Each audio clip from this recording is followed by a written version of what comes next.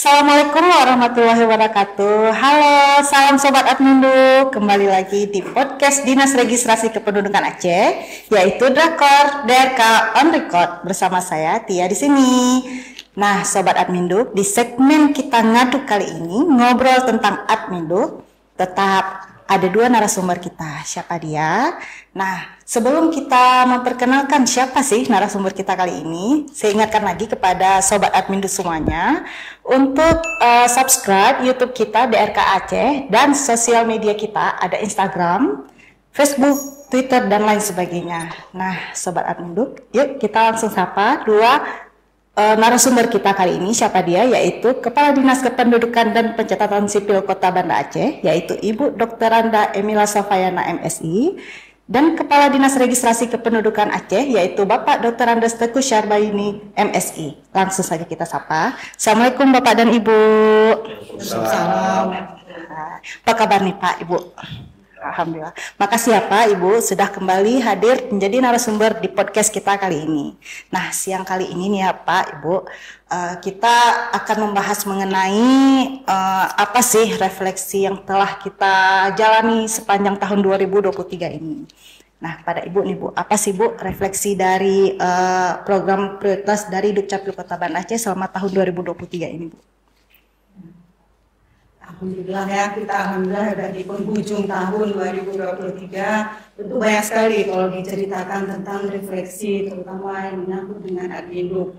Kalau kami di Banda Aceh tentunya kalau kita flashback itu perjuangan kita untuk mencapai target perekaman KTPL, alhamdulillah sampai sekarang sudah hampir 100%. Alhamdulillah. Itu tentunya penuh dengan Perjuangan ya, apakah kita di lapangan, di bola, di sekolah dan sebagainya. Dan juga pada saat kita bagaimana untuk pencapaian target akte kelahiran juga untuk semua anak Kota Banda Aceh memiliki akte kelahiran, dengan kita melakukan berbagai inovasi kerjasama dengan berbagai rumah sakit, sekolah. Itu tentunya membahagiakan tercapai target nasional kita, anak-anak kita juga semua terbantu. Juga kita fokus juga untuk penerapan buku pokok pemakaman supaya seluruh warga Kota Banda Aceh yang sudah meninggal atau yang baru meninggal itu kecil bisa langsung melaporkan melalui buku pokok pemakaman sehingga kita bisa mengeluarkan akte kematian. Dan inovasi-inovasi yang tentunya untuk dalam rangka mencapai kinerja kita lebih maksimal dan juga memberikan pelayanan terbaik kepada masyarakat, dan juga kerjasama dengan berbagai OPD dalam pemanfaatan data dan juga dengan dunia usaha. Saya pikir tentu kita ke depan akan terus untuk berbenah dan juga terus meningkatkan capaian kinerja. Mudah-mudahan lebih baik dari tahun ini. Ya, mudah-mudahan ya Bu ya. Nah Bu, gimana sih Kota Banda Aceh sendiri dalam hal persiapan menyambut pemilu dan perekaman KTP bagi pemula Bu? Ya. Nah inilah kita sekarang memang lagi gencar-gencarnya, di samping ada pelayanan di kantor yang setiap hari masyarakat datang ngambil nomor antrian, dan juga ada di front office kita juga untuk persiapan pemilu yang mana pemilih milenial ya yang menjadi target perekaman pemula itu anak 17. Maka sekarang 16 tahun pun bisa kita rekam sehingga pada saat pemilu nanti ya Februari itu mereka yang berulang tahun 17 bisa memilih. Kami sudah kerjasama dengan Dinas Pendidikan terutama Kacapdin Banda Aceh untuk memberikan dukungan support agar anak-anak kita yang di SMA, SMK, di Madrasah Alia itu kami udah turun Banda Aceh, alhamdulillah 35 sekolah kita udah turun semuanya. Jadi kita ada data anak-anak kita bawa yang belum merekam di situ, kemudian juga kita bawa alat, petugas semuanya, kita mediasi dengan kita mohon guru-guru memberikan izin ya untuk mereka merekam. Alhamdulillah itu yang kita buat dan meningkat persentasenya. Bahkan sekarang ini lagi libur, kita minta anak-anak untuk yang luang waktunya meluangkan waktu, ayo rekam, datang ke sekolah atau datang ke Dukcapil. Kalau memang ada komunitas yang ingin buat kegiatan, kita juga siap untuk melakukan perekaman. Pokoknya Dukcapil Banda Aceh mendukung apapun ya Bu ya. Nah, kita terus maju bergerak supaya nanti pada saat pemilu 2024 sukses dengan adanya KTP ya sebagai syarat utama. Tentu kita dukungan penuh. Bahkan di hari H nanti kita buka layanan. Oh. Kasih ya Bu ya. Baik Pak. Nah kalau provinsi sendiri Pak, pemilu kan nggak lama lagi nih. Perekaman untuk pemula itu apa sih Pak sejauh ini yang sudah dilakukan oleh provinsi kita Pak? Ya, pertama kita mau mendukung sebelumnya usaha-usaha yang dilakukan pemerintah di kabupaten kota, terutama bagaimana melakukan mengakses semua ke penduduk pemula pertama. Nah, kita menyarankan agar sasaran utamanya itu adalah sekolah menengah tingkat atas, baik itu SMA, SMK maupun MA. Dan kita juga memfasilitasi untuk penyediaan lampu. Jadi kita berharap bahwa mereka-mereka yang sudah berumur 17 tahun itu bisa difasilitasi langsung mendapatkan KTP, lampu KTP. Karena itu memang dokumen pertama yang dimiliki oleh dia untuk mendapatkan KTP. Nah, selain itu juga kita membantu beberapa kabupaten kota, terutama yang mungkin kekurangan fasilitas alat. Dengan fasilitas yang kita punya, kita melakukan fasilitasi, terutama ke daerah-daerah yang mungkin jangkauannya membutuhkan sarana yang lebih, dan itu kita lakukan untuk membantu teman-teman di kabupaten kota. Alhamdulillah kita juga sudah mulai menunjukkan performa peningkatan cakupan kepemilikan, terutama KTPL, dan kita juga seperti disampaikan oleh Ibu Emila tadi, kita juga sudah melakukan kerjasama dengan Distrik Aceh. Ketika kita turun ke lapangan, distrik membantu karena memang mereka mempunyai tangan-tangan di kabupaten kota. Ada cabang dinas mereka yang mungkin bisa lebih membantu menggerakkan terutama kepala sekolah dari sekolah untuk supaya anak-anak di tingkat SMA dan SMK itu bisa terkoordinir untuk melakukan perekaman KTPL. Supaya, nah kalau untuk Ibu Bu ya, kan kalau dilihat dari jumlah penduduk Bu, kalau saya lihat di sini jumlah penduduk Kota Banda Aceh sendiri itu ada 257.313 jiwa dengan wajib KTP sebesar 173.000 ya, 173.827 jiwa. Nah sampai saat ini kan sudah melakukan perekaman sebanyak 172.350. Berarti capaiannya sudah tinggi ya Bu ya, sekitar 99,15%. Nah untuk saat ini artinya Kota Banda Aceh ada 0,85% lagi atau sebanyak 1.477 penduduk lagi yang belum memiliki KTPL Bu. Nah terus gimana sih Bu upaya yang dilakukan agar masyarakat semuanya itu yang belum mempunyai KTPL agar memiliki KTPL?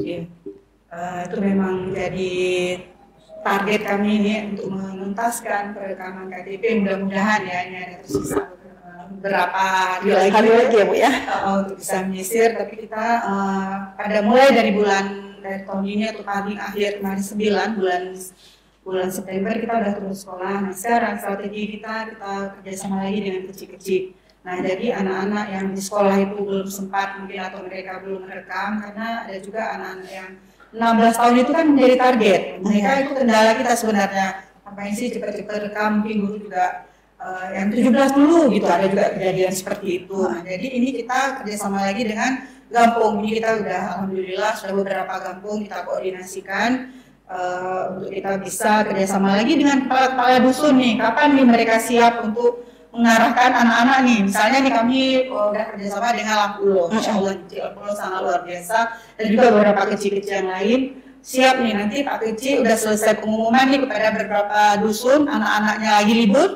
ayo kita kumpul, kita akan datang ke kampung yang ada 90 orang di Lampulo, yang kemudian juga ada di Blangkut beberapa kampung. Jadi kita beberapa kombinasi gitu, jadi ayo kamu sendiri deh tentukan kapan nih kami turun supaya anak-anak yang jadi wajib KTP itu bisa. Nah, jadi itu salah satu strategi. Dan juga kita tentu melalui media sosial juga kita umumkan nih, ayo adik-adik ini mau libur, jangan pergi liburan dulu nih sebelum rekam KTP gitu ya. Atau juga lebih cepat gitu, anak-anak sekarang kan cepat ya offline tuh mau masuk fakultas perguruan tinggi yang 17 tahun, nanti jangan mereka udah keluar daerah, wah nggak ada KTP, ayo kita cepat seperti itu. Jadi kita banyak menggunakan anak-anak muda milenial agar mereka juga menginformasikan pada rekan-rekannya akan pentingnya kartu penduduk sebagai identitasnya.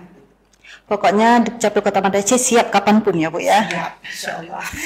Mantap sekali. Apalagi didukung sama Pak Kadis DRA, kita semua jajarannya, jadi kita tambah semangat untuk terus melakukan apapun pelayanan terbaik untuk masyarakat. Ya, baik Bu. Nah, Bapak, gimana sih Pak respon dan tanggapan Bapak nih melihat situasi tadi yang disampaikan oleh Bu Emi itu kan ada beberapa yang disampaikan untuk pencapaian kepemilikan KTPL khususnya di Aceh naik secara signifikan sampai dengan 100% lah seperti itu Pak. Ya, kita terus berkoordinasi dengan Dukcapil Kabupaten Kota Aceh. Yang kedua kita mengimbau agar melakukan jemput bola, karena memang masyarakat sekarang terkadang dengan kesibukannya dia tidak punya waktu untuk mengakses layanan Dukcapil. Lalu dibuat jadwal seperti yang disampaikan oleh Ibu Ina tadi. Silakan apakah mengikuti jadwalnya masyarakat atau mereka datang ke kantor Dukcapil. Dukcapil siap melayani. Kita terus berkomitmen untuk melakukan pelayanan. Selain memang kualitas layanan yang harus kita tingkatkan, namun ada hal terpenting adalah cakupan kepemilikan dokumen itu sendiri. Oleh karena itu, dalam banyak kesempatan kita juga memberikan masukan-masukan sekaligus memasukkan di media, termasuk di baliho dan dimanapun yang bisa kita sampaikan informasi untuk mengajak masyarakat untuk segera merekam dan memiliki KTPL. Apalagi sekarang semua layanan itu berbasis NIK. Dan masyarakat tidak akan mendapatkan bantuan dan layanan jika dia belum mendapatkan KTP. Oleh karena itu menjadi dasar utama sehingga termotivasi masyarakat untuk membuat KTP. Dan tentu ini juga akan berimbas kepada instansi-instansi yang lain. Kita terus dalam berbagai kesempatan, dalam berbagai momen, apakah itu dalam bentuk pameran atau apapun, kita mengajak teman-teman Dukcapil Kabupaten Kota untuk terus bersinergi untuk melakukan jemput bola sekaligus melakukan layanan di mana tempat-tempat masyarakat berkumpul atau ada komunitas-komunitas atau ada momen-momen di mana masyarakat berkumpul untuk mendapatkan layanan, salah satunya adalah layanan jemput Dukcapil. Ya, itu Pak ya. Nah Bu, kalau dilihat dari tadi kan ada kita bahas masalah KTPL. Kalau dengan dokumen admin duk lainnya Bu, gimana sih capaian target nasionalnya seperti akte kelahiran, KIA, akte kematian itu gimana sih Bu posisinya saat ini? Ya, tentunya ini udah akhir tahun, alhamdulillah untuk beberapa indikator kinerja dan juga pelayanan yang kita berikan untuk masyarakat Dukcapil Banda Aceh semuanya beberapa sudah tercapai target ya, seperti akte kelahiran kita sudah 98,60% dari atas target nasional, kemudian juga KIA kita juga sudah 82,61% dari yang ditargetkan oleh pusat itu 40% ya, kalau KIA 50%, tapi kami alhamdulillah sudah melebihi target. Kemudian juga buku pokok pemakaman penerapan kita udah 100%. Terus juga kita ada pemanfaatan data, kita ada kerjasama pemanfaatan data dengan OPD yang mengakses. Kita ada 27 OPD dan 27 yang mengakses, jadi itu sudah melampaui target. Yang ditargetkan itu 15 ya, kalau tidak salah. Dan juga ada satu yang memang kita masih belum mencapai target, itu IKD, perekaman identitas kependudukan digital. Itu memang hal yang baru ya, jadi baru diterapkan. Kita baru mulai pun sekitar bulan Februari atau Maret, jadi itu masih belum mencapai target, tapi itu menjadi sebuah istilahnya terobosan lagi nanti kita untuk supaya masyarakat mau mengaktifasi IKD. Karena baru ya Bu IKD itu, jadi masih sosialisasi, iya. masih himbauan, jadi kita terus juga mengajak itu masyarakat, dan juga kita siapkan counter untuk masyarakat mengaktifasi IKD. Oh, baik Bu. Nah Pak, kalau dalam pemenuhan standar levelisasi Dukcapil itu kan kalau nggak salah ada 8 penentuan level ya Pak ya di tahun 2023. Nah di antara semuanya levelisasi ini Pak, mana yang paling sulit untuk dicapai menurut Bapak? Nah, pertama memang yang karena memang dia membutuhkan kehadiran masyarakat untuk mendapatkan dokumen. Beda dengan dokumen-dokumen yang lain. Yang kedua mungkin tingkat kesadaran memang belum tertingkatkan, terutama mereka-mereka yang lahir di atas 2018 itu kepemilikan akte kelahiran dan KIA itu memang masih relatif rendah. Namun beberapa kabupaten kota memang sudah melebihi target yang didapatkan oleh kementerian. Nah, dari 8 target itu sekarang yang menjadi kendala utama kita cuma target IKD yang belum tercapai. Karena memang itu seperti disampaikan bahwa itu memang baru aktif kita melakukannya itu di 2023. di mana masyarakat juga terkadang masih belum respon dengan IKD. Karena dia juga membutuhkan ada sarana handphone, smartphone yang harus dimiliki. Jadi dia tidak semua orang bisa mendapatkan itu jika dia tidak memiliki sarana tersebut. Nah, namun juga kita harus dorong juga pihak kementerian untuk bisa bekerja sama dengan dunia usaha yang lainnya agar sudah mulai menggunakan IKD untuk layanan. Karena jika itu tidak kita dorong atau mereka tidak menggunakan IKD untuk layanan, maka motivasi masyarakat juga tidak meningkat. Namun demikian kita juga terus mendorong dan melakukan pengaktifasian IKD. Yang dilakukan oleh provinsi adalah dengan mendatangi dinas-dinas di tingkat level provinsi untuk mengaktifkan IKD di ASN dan AS yang ada di kantor-kantor. Itu salah satu juga untuk mendukung kabupaten kota, karena memang itu nantinya larinya menjadi target penggunaan target dari kabupaten kota.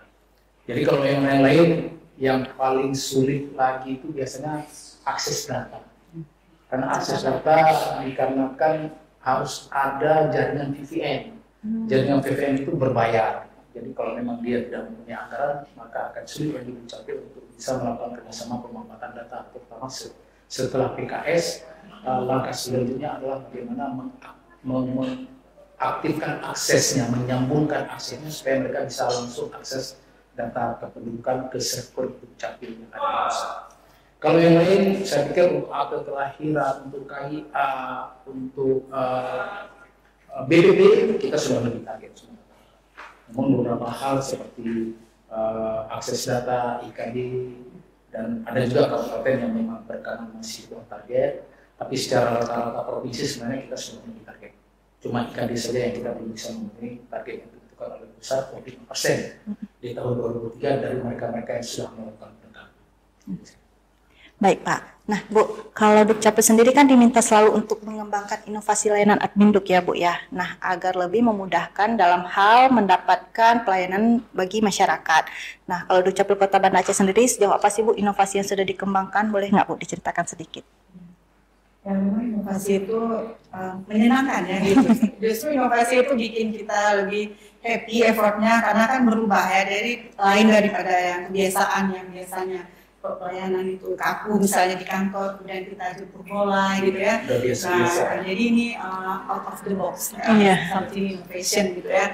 Jadi kita Banda Aceh ini kebetulan yang baru-baru ini memang yang sangat kita tonjolkan inovasi Banda Aceh itu pelita hati. Pelayanan terintegrasi akte kelahiran dan kematian gitu ya. Itu memang dia dua ada aplikasi dan ada kerjasama. Nah, dimana kita melakukan kerjasama dengan rumah sakit, klinik, rumah sakit bersalin. Pada saat anak lahir langsung dapat akte kelahiran. Kemudian juga itu meningkatkan target juga karena cepat. Kemudian juga akte kematian. Jadi ada orang yang meninggal di fasilitas kesehatan atau di kampung kerjasama dengan kampung itu bisa melalui aplikasi dan bisa langsung mereka datang melaporkan ke Dukcapil. Kemudian kita juga ada banyak inovasi Gentubel. Nah itu generasi 17 nah di situ. Jadi anak-anak 17 tahun. Nah, jadi kita kerjasama dengan ya anak-anak komunitas ya melalui Facebook IT ya kan gitu. Kemudian kita juga ada forum anak. Nah kita melibatkan forum anak karena kita kota layak anak, tentunya anak-anak ini kita ajak untuk mengajak buat akte, kemudian buat KTP terutama yang 17 tahun. Jadi kita menyasar itu bagian dari jemput bola juga. Jadi kita bersosialisasi termasuk berada di pameran-pameran di komunitas-komunitas. Kemudian juga ada kita yang baru ini yang baru kita coba kolaborasikan lagi Restart. Rekam sehat tercatat. Nah itu jadi kita buat untuk kita berikan pelayanan itu menyasar orang-orang sakit, disabilitas, anak-anak terlantar, itu. Jadi mereka yang tidak mendapatkan layanan dari kita akses, mereka nggak punya keluarga mungkin atau mereka keterbatasannya. Jadi kita yang akan mendekatkan kita kerjasama dengan yayasan, kemudian juga panti asuhan. Nah itu Pak rekam sehat tercatat. Restart ya Bu ya. Restart. Dan juga ada kita dengan kerjasama dengan KUA, Sidatin, Sistem Informasi Data Pengantin. Nah di situ. Jadi itu udah kita kerjasama dengan Kemenak Kota Banda Aceh di samping kita dalam saat mereka mau pengantin itu mau merit kan banyak datanya yang bermasalah, kadang mungkin sudah cerai, data yang masih kawin, sehingga Pak KUA ini gimana kawin lagi kan gitu ya. Jadi akhirnya melalui aplikasi, melalui Sidatin kita ada grup WA dengan semua KUA di Kota Banda Aceh, ada 9 semua KUA tergabung dengan Pak Kemenak, jadi kita bisa langsung verifikasi. Setelah mereka menikah, kita langsung memberikan KTP KK sesuai kepada yang pengantinnya yang berdomisili di Banda Aceh ya gitu. Jadi kita langsung merubah data seperti itu. Nanti kalau mereka udah bergabung datanya akan kita fasilitasi lagi. Langsung berubah status menjadi kawin ya Bu? Kawin langsung mereka itu keluar dari kakak orang tuanya atau masih dalam kakak orang tuanya. Kalau mereka mau memfasilitasi pindah yang dari misalnya apakah yang pengantin cowok ataupun pengantin perempuannya mau pindah, kita fasilitasi. Mereka bisa pindah, misalnya di Biren pindah Banda Aceh ataupun Banda Aceh Biren. Jadi kita ada komunikasi di situ, namanya e-office untuk pindah datang. Sampai seperti itu kita melakukan memberikan pelayanan. Nah, Bu, dari inovasi-inovasi tadi itu mana sih Bu yang sudah mendapatkan penghargaan? Ya. Kita pernah mendapat penghargaan dari Ombudsman. Pada saat itu kita sebagai OPD yang berinovasi. Kemudian kita bahkan tahun 2022 mungkin kita ada pelita hati itu, kita menjadi inovasi unggulan dari pemerintah Kota Banda Aceh yang diwakili oleh Bapeda. Jadi Bapeda itu mendapat penghargaan, salah satu inovasi yang digunakan adalah inovasi pelita hati. Dan pelita hati ini juga sudah kita kirimkan ke Kemenpan. Memang dari Kemenpan kita bisa masuk ke dalam nominasi, tapi kita belum mendapat 99. Nah, baik. Nah, Pak, gimana sih Pak DRK melihat apa yang sudah dilakukan oleh Dukcapil Kota Banda Aceh nih Pak? Ya, Banda Aceh itu kan etalasenya provinsi. Jadi untuk melihat Aceh itu terkadang bisa diwakili oleh Banda Aceh. Dan karena itu kita mendukung, support dan memotivasi Banda Aceh untuk melakukan yang terbaik. Baik di sisi sarana dan prasarana, dari sisi kualitas layanan maupun dari cakupan kepemilikan dokumen, dan itu harus terintegrasi. Dan kita memberi apresiasi untuk Banda Aceh, terutama dengan inovasi yang luar biasa. Kemudian PKS-nya juga sudah mengalahkan provinsi, sudah luar biasa. Kemudian juga kerjasama dengan dunia usaha terhadap penggunaan kaya itu juga sudah banyak, sehingga sekarang Banda Aceh menjadi role model bagi kabupaten-kabupaten yang lain, dan kita berharap teman-teman di Dukcapil kabupaten yang lain bisa belajar lah. Jadi bisa belajar sekaligus menikmati bagaimana layanan Dukcapil yang diberikan oleh Banda Aceh, dan ini tentu saja bisa memotivasi teman-teman di kabupaten kota, dan kita berharap nanti Banda Aceh juga terus melakukan peningkatan, tidak cukup puas dengan apa yang dapat.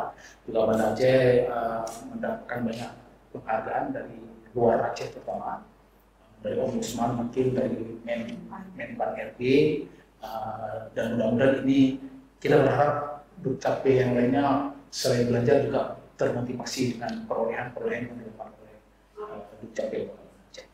Baik.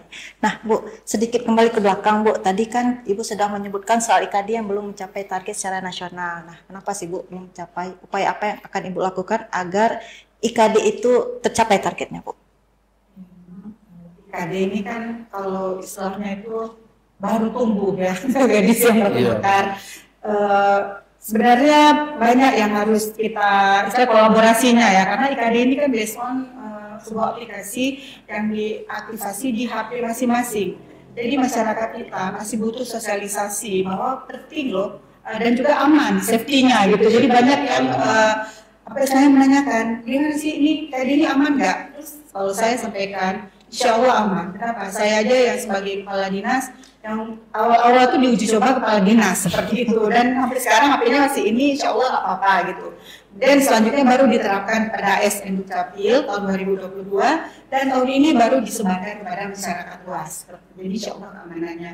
Kemudian apa? Belum terlalu pengguna seperti yang sampaikan Bapak tadi. Untuk IKD ini kalau digunakan oleh misalnya dalam kegiatan pelayanan publik, perbankan, misalnya paspor, udah IKD aja gitu, pakai yang aplikasi itu pasti orang semua pakai IKD. Nah, jadi mungkin dari pemerintah pusat saya yakin sedang diupayakan untuk adanya kerjasama dengan berbagai lembaga pengguna gitu ya, memanfaatkan IKD ini pasti itu akan meningkat cepat. Dan juga yang penting kita terus sosialisasi, jadi masyarakat masih butuh istilahnya yakin bahwa IKD ini aman, kemudian bermanfaat. Nah itulah yang menjadi tugas kami untuk mensosialisasikan, menjamin bahwa ini aman dan juga manfaatnya untuk masyarakat, bahkan bisa mereka melakukan pelayanan gitu. Jadi kita sosialisasi itu yang harus. Nah itu tantangannya.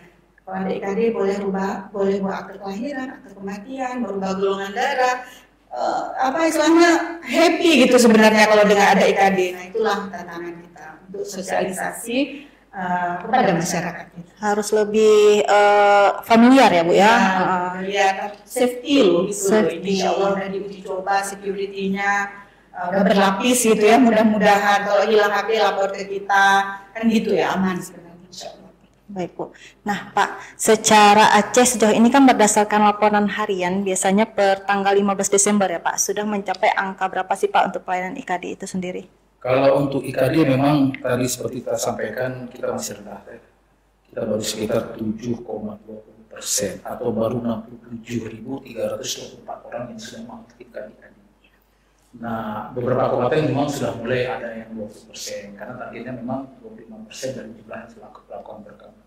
Namun masih ada juga beberapa kabupaten mungkin banyak kendala sehingga mereka masih angka di bawah angka standar, masih ada 1,28. Namun ini terus bergerak. Dan kita berharap karena ini tidak membutuhkan biaya yang besar sebenarnya, hanya masyarakat diharuskan menggunakan smartphone, tidak mesti harus bermerek khusus, maka kita berharap masyarakat dan Dukcapil bisa bergerak bersama untuk bisa meningkatkan aktivasi IKD. Makanya sosialisasi yang kita lakukan baik dalam media medsos kita maupun pada berbagai baliho yang kita mengajak dan mengimbau. Nah kita juga mengimbau Dukcapil untuk bergerak mungkin dalam lingkup yang terdekat terlebih dahulu, mulai dari ASN di sekitar dia, kemudian ke ranah Pemkabnya dan sebagainya. Karena kita harus menjadikan ASN sebagai motor penggerak begitu. Dan sekarang saya pikir anak-anak SMA juga sudah mulai familiar dengan IKD. Ketika kita waktu kita melakukan pameran, banyak yang ingin melakukan perekaman IKD. Karena sekarang orang boleh tertinggal dompet, tapi tidak boleh tertinggal handphone. Ya. Karena di HP semua sudah ada, termasuk uang digital juga sudah ada di HP. Jadi KTP juga ada di HP.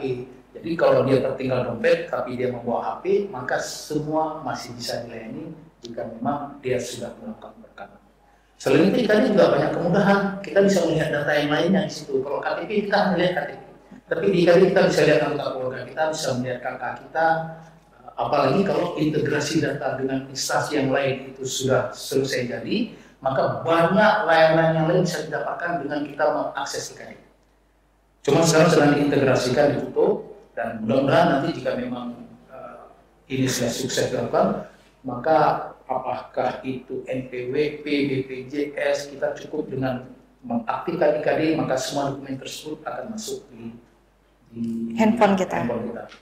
Pak, wilayah mana sih Pak yang paling rendah? Kalau di Aceh itu, kalau IKD masih Subuh Salam yang paling rendah. Kita berharap mungkin teman-teman di Subuh Salam sudah harus aktif untuk melakukan pengaktifan, terutama melakukan untuk tingkat-tingkat ASN yang kita yakini mempunyai HP ya. Karena memang masyarakat juga mungkin tidak semuanya sudah menggunakan HP smartphone gitu. Karena salah satu persyaratan adalah HP itu punya internet dan mungkin punya email, dan biasanya masyarakat kalau sudah itu sudah punya paket, sudah punya HP smartphone, pasti akan ada punya email. Dan terutama memang kita berharap anak-anak milenial yang selalu menggunakan HP kemana-mana, kita motivasi supaya mereka bisa mengaktifkan IKD, dan itu tidak menghentikan atau tidak menyebabkan dia tidak boleh menggunakan KTP fisik. Jadi KTP fisik silakan dia menggunakan tersebut, tapi IKD menjadi bagian pilihan yang lain, dan nantinya ketika memang bermasalah dengan belangko atau hal-hal yang lain, maka dia masih bisa menggunakan identitasnya jika dia memang sudah melakukan aktivasi IKD di HP. Baik, terima kasih Pak. Nah Bu, selama ini kan tadi Ibu menjelaskan sedikit tentang KIA, kerjasama dengan mitra-mitra usaha Bu ya. Nah pemanfaatan KIA melalui mitra usaha ini Bu, kira-kira sudah mencapai berapa mitra kerjasama Bu untuk Dukcapil Kota Banda Aceh? Kalau untuk mitra kan kita dalam target itu 4 ya dipersyaratkan, dan kita alhamdulillah kita 7 ya secara umum, tetapi kita ada 7 mitra. Seperti misalnya kita ada dengan Cisti minuman, kemudian ada toko buku, ada juga Fantasi ya kan. Itu ada berapa cabang Fantasi. Nah, semua cabang itu kita rangkul gitu. Jadi sekali kita buat PKS gitu. Jadi Fantasi banyak ya, banyak cabang di semua kecamatan ada. Nah, itu berapa cabangnya. Jadi banyak sekali. Kita udah 7 dan alhamdulillah masyarakat bisa menikmati diskon yang ditawarkan melalui KIA atau potongan harga. Berarti datang tinggal menentukan KIA aja ya Bu ya, langsung mendapatkan potongan. Ada toko baju kita, ada toko buku, ada toko mainan anak-anak, ada perlengkapan rumah tangga di situ. Kemudian juga ada toko Al-Quran ya kan yang menjual tentang buku agama, ada boba, ada mie kocok. Jadi lengkap ya. Semuanya itu kita perwakilan dunia usaha very funny gitu ya, menyenangkan gitu, happy anak-anak itu diajak makan mie kocok, ada makan minum Cisti atau beli mainan, ada diskon khusus. Semuanya ada berarti Bu ya. Nah terus Bu, ada nggak Bu pesan khusus untuk masyarakat jika mau mengakses mitra yang sudah melakukan kerjasama antara Dukcapil dengan mitra usaha? Barangkali bisa memanfaatkan diskon yang diberikan, gimana sih Bu caranya?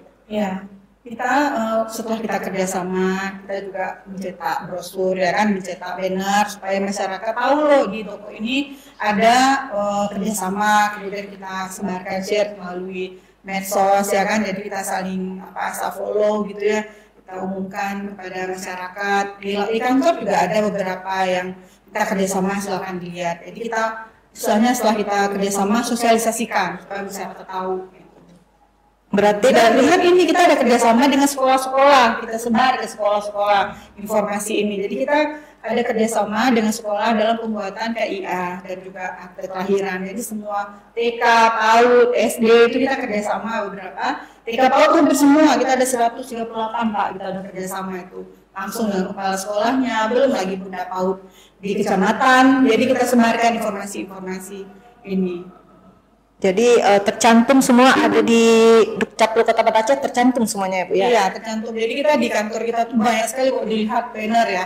Jadi banner itu salah satu alat istilahnya promosi juga, sosialisasi masyarakat yang menunggu gitu. Di sampingnya ada di medsos, jadi kan medsos itu kan nggak semua juga mengakses, yang di kantor juga nggak semua mengakses, jadi saling melengkapi media-media informasi ini. Jadi ada banner-banner di situ, banner inovasi, banner layanan, banner kerjasama dengan mitra, persentasenya seperti itu. Jadi masyarakat silakan menikmati yang mana yang mereka suka. Baik, terima kasih Bu. Nah Bapak, rencana akan dilakukan oleh Dinas Registrasi Kependudukan Aceh sendiri Pak di tahun 2024 dan harapan ke depan terhadap Dukcapil Kabupaten Kota itu sendiri seperti apa sih Pak? Ya, kita tetap fokus untuk mengkoordinir seluruh Dukcapil se-Aceh untuk bisa lebih meningkatkan kinerja, termasuk bagaimana kita meningkatkan kapasitas aparatur Dukcapil yang ada di kabupaten kota. Nah itu menjadi usaha utama kita dalam rangka meningkatkan kinerja Dukcapil di kabupaten kota. Selanjutnya kita memfasilitasi terutama Dukcapil untuk pemenuhan jangkau, karena memang selain dibolehkan Dukcapil untuk langsung mengambil ke kementerian, tapi mungkin karena keterbatasan anggaran, maka kita mencoba untuk memfasilitasi, membuat stok provinsi supaya kabupaten kota yang tidak berkesempatan mengambil ke Jakarta, maka mereka tidak kehabisan belangko di layanan. Nah selanjutnya adalah bagaimana kita melakukan evaluasi terhadap kinerja Dukcapil, terutama untuk memotivasi bagaimana supaya kinerja Dukcapil tidak hanya sebatas kinerja layanan di kantor, tapi juga sudah mulai beralih untuk melakukan inovasi. Karena inovasi itu sesuatu yang baru dan itu menyenangkan, seperti disampaikan Bu Emilia tadi. Nah kalau itu dilakukan, maka akan selain menambah cakupan, tapi juga akan memotivasi pegawainya untuk melakukan sesuatu yang lebih, sehingga tidak hanya rutinitas yang dilaksanakan, tetapi ada sesuatu yang bisa menggerakkan motivasi pegawai setempat untuk terus bisa bekerja. Dan yang terakhir saya pikir seperti tahun-tahun sebelumnya, kita juga akan membantu memfasilitasi teman-teman Dukcapil Kabupaten Kota untuk mengakses 3T, terutama daerah terluar, termiskin, terpencil yang mungkin membutuhkan sarana lebih untuk melakukan penjangkauan. Nah, kita akan bersama dengan tim yang ada di DRKA dan bersama dengan tim yang ada di kabupaten kota, tentu kabupaten terpilih mungkin, dan ini sasaran kita lebih pada kabupaten tidak kota, karena memang daerah jangkauannya itu yang cukup jauh. Kita akan mencoba untuk melakukan itu. Walaupun di 2023 kita sudah maksimal melakukan itu, namun saya pikir di Dukcapil ini datanya tidak statis. Dia akan tetap dinamis. Setiap hari ada yang meninggal, setiap hari ada yang lahir, setiap hari ada yang berumur 17 tahun, dan terus seperti itu sehingga kita tidak pernah dan tidak boleh berhenti untuk melakukan layanan. Selama masih ada Indonesia, maka kita harus terus melakukan perekaman dan penerbitan dokumen kependudukan. Baik Pak. Nah kalau Ibu sendiri gimana sih Bu di tahun 2024, apa sih Bu rencana Ibu ke depannya ini? Ya, 2024 itu banyak ya rencananya. Sampaikan tadi. Secara umum kita pasti yang pertama tetap kita bagaimana menemukan semua masyarakat mendapatkan dokumen Adminuk. Jadi itu adalah menjadi tugas utama kita. Dengan berbagai macam strateginya ya, jadi bola di situ bagaimana perekaman, bagaimana pencapaian akte kelahiran, bagaimana semua akte kematian masyarakat bisa diberikan, dan juga bagaimana semua target-target yang menjadi sasaran layanan Dukcapil. Kemudian juga kami juga tentu berusaha bagaimana meningkatkan mutu kualitas layanan, yaitu tercakup baik itu melalui SDM-nya, peningkatan kualitas SDM, pembenahan sarana prasarana. Ya, itu juga harus kita lengkapi berbagai macam alat-alat penunjangnya. Kemudian juga kita ada lagi menjadi bagaimana digitalisasi layanan. Nah, itu juga bagaimana penguatan terhadap digitalisasi layanan. Karena kan trennya apalagi IKD, tentunya kita itu agar terintegrasi dengan berbagai pelayanan publik, terintegrasi dengan berbagai OPD. Jadi itu semua menjadi sasaran kita supaya nanti lebih mudah masyarakat. Mungkin itu beberapa. Dan juga akhirnya inovasi yang akan terus berkembangkan, yang akan terus kami kembangkan untuk supaya memudahkan baik masyarakat maupun kita selaku ASN. Yang penting masyarakat bahagia mendapatkan berbagai macam layanan dokumen. Baik Bu, terima kasih. Kami tunggu ya Bu inovasi Ibu selanjutnya. Siap, baik, tidak terasa kita sudah di ujung podcast kita nih ya Pak Ibu ya. Nah, terima kasih sekali lagi untuk Bu Emi dan Bapak Kadi sudah mau membagi waktu bersedia hadir di sini menjadi narasumber di podcast kita kali ini. Nah, Sobat Adminduk, terima kasih sekali lagi saya ucapkan pada Sobat Adminduk sudah stay tune terus di podcast Dinas Registrasi Kependudukan Aceh di Drakor kita. Sampai ketemu di podcast kita selanjutnya. Akhir kata, wabillahi taufiq wal hidayah. Wassalamualaikum warahmatullahi wabarakatuh. Waalaikumsalam.